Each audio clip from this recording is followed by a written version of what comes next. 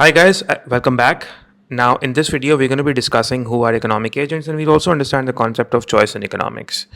Now, these are all these basic concepts that students usually ignore at the start, but they're fundamental to sort of constructing the foundation for economics courses. Now, guys, before I move on, I want you all to subscribe to my channel in case you haven't, and share this channel with all your friends and peers so that they may also benefit from these videos. First of all, coming to who are economic agents, guys, economic agents are basically those decision makers who participate in economic activities. Now, we know that there are various economic activities that take place in the markets: production, consumption. These are all economic activities, and the combined the sort of aggregate of these economic activities in individual markets sort of sums up the macroeconomy or forms the macroeconomy. Right, so microeconomy is focusing on individual markets, but macroeconomy is sort of the aggregate economy, aggregating the output and the economic activities from these individual markets. So, guys, economic agents are those decision makers who participate in economic activities, which means that these economic agents, they make choices about what to produce, what to consume, and how to regulate the markets and the overall economy, right? What to produce, as in firms would decide what to produce, consumers would decide what should we consume based on the considering the prices, government would decide what markets to regulate, how to manage the macroeconomy. And the thing is that because resources are scarce, right, so these economic agents face trade-offs, right? Are you using the word trade-offs? And right, so it's trade-offs. This is how we sort of spell trade-offs, right? This is an important word. It's also going to come again when we will do the opportunity cost videos. So when we're talking about, they sort of, they face trade-offs, and they must decide how to sort of best allocate these resources. So when you talk about economic agents, we first have the households and these consumers who are also known as households, and they decide what goods and services to buy given their limited incomes. And you need to understand the objectives of consumers or households. Their objective is to maximize utility. By utility, we mean satisfaction, right? So because they have limited incomes and they have limited budgets, they need to make the best out of that. So a family choosing between spending on groceries or maybe saving for a holiday. So that's again a decision or a trade-off they have to make. And these economic agents are faced with these trade-offs. They have to make these, decisions that result in the best possible outcomes, or you can say efficient outcomes, right? So, and their objective is to maximize utility or satisfaction with whatever money, given limited money they have or limited budgets or incomes they have. Similarly, guys, producers, also called firms, they also decide what goods and services to produce and maybe how to produce them. And their goal is to maximize profits. At least that's what the private sector businesses aim is.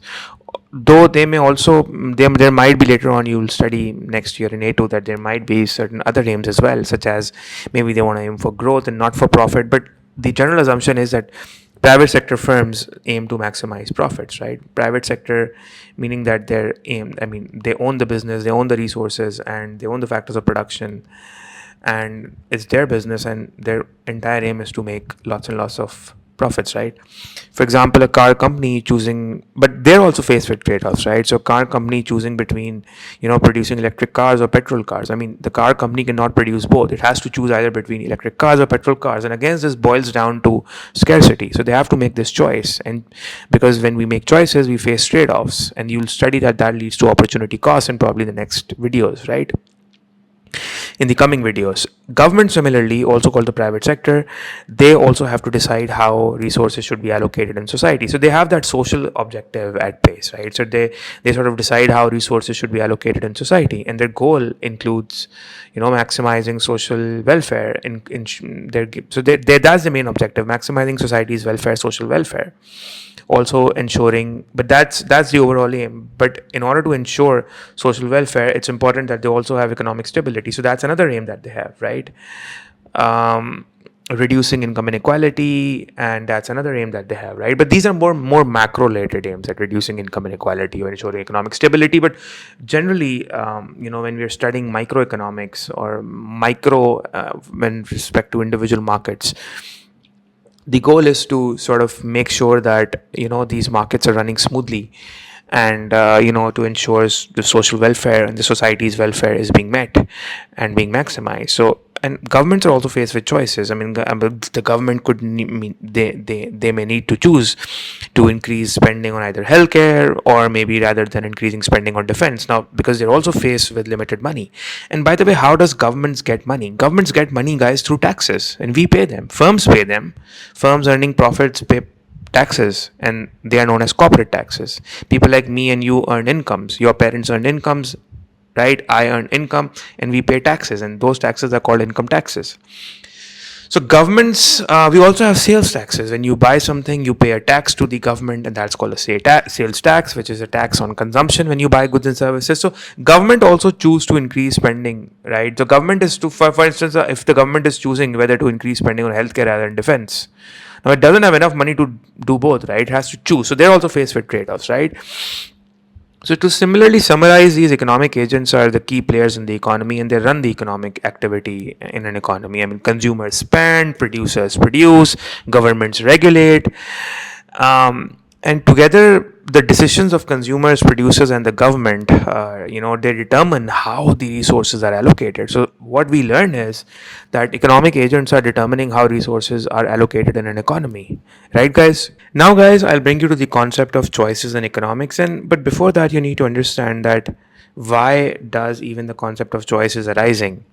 So like every day, whether we realize it or not, we are constantly making choices, right? You watching this video is a choice right now. You could have done something else. So, should I buy a new phone or save the money, or should government spend more on education or on healthcare? Should a factory produce more cars or more computers, or should you deciding whether you should watch my video on YouTube or maybe watch another show on Netflix? So all of these decisions, guys, have exactly one thing in common, that is the problem of scarcity. And we know that because resources are limited but our wants are unlimited, we can't have everything, right? That's where the concept of choice in economics comes in, actually. And in this video, we're exactly exploring that why choice is central to economics and how it is linked to scarcity and opportunity cost, and why individuals, firms, and governments all face these trade-offs. Now, this background information is very important, will definitely help you in your paper 2 essay, especially when students think that these are very basic topics, but then when it comes to writing, they don't have enough content, and this is where my videos is definitely going to help you in writing those, nailing those answers, right? And guys, when it comes to when we're talking about the concept of choice, right, just like I said, that because these resources are scarce while human wants are unlimited, there's an imbalance created. That imbalance is creating a fundamental economic problem of scarcity, right? People, firms, government cannot satisfy everything they want, so they must choose how to allocate limited resources among competing uses, right? What I said was that they have to choose. Who economic agents have to choose? Households, firms, and governments, since they cannot satisfy every want, they must choose how to. They must choose how to allocate, resources among competing uses. Now, this is an important line that you can write in your paper 2 essays, right? So we have, there are certain key points regarding choices that I want you to note down. Is that firstly, scarcity forces, this is the word that you should be using, it forces choice. It forces that choice. Since we cannot produce everything people want, decisions must be made about what to produce, how to produce, and for whom to produce. And that these what to produce, how to produce, for whom to produce, I also discussed in my previous video as well. These are key decisions about resource allocation. We will be exploring these decisions in more detail in the coming video. Then, every choice involves a trade-off, right? Trade-off simply means, guys, selecting one option instead of the other.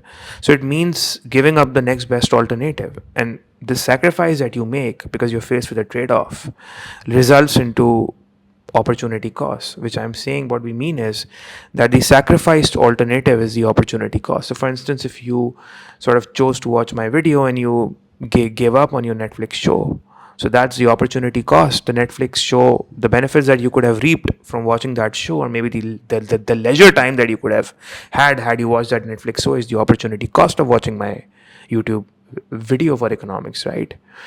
And we'll learn about opportunity cost in more detail in the coming videos. But you see, the point is that for people like me and you, we are individuals, or you can also say that we're households. choice might be, maybe for us it might be deciding whether to spend income on food, clothing, or entertainment like leisure. But limited incomes means that not all wants can be fulfilled at the same time, right? So we have to make that choice. Similarly, firms also have to choose, right? Firms sort of choose between, businesses must decide whether to use resources. And the reason why I'm explaining these, giving examples, is because so that you have the content to write in, paper too.